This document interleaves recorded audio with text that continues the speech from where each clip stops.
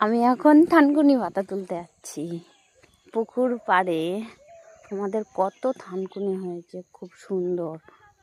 এইখান থেকে গেলাম, দেখো কত থানকুনি পাতা। তোমরা কে কে খাও একটু কমেন্টে জানাবা।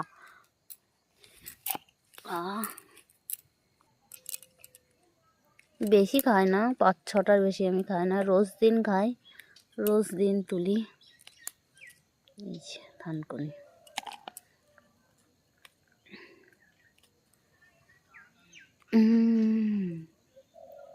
থানকুনি পাতা। আমার হাজব্যান্ড তো খেতেই চায় না, ও বলে তুমি একটু গরিলা হও, আমার হওয়ার দরকার নেই। পুকুর পাড়ে দেখো, পুকুর পাড় থেকে এবার সূর্য উঠছে ধীরে ধীরে, জলের মধ্যে এটা সুন্দর দেখাচ্ছে।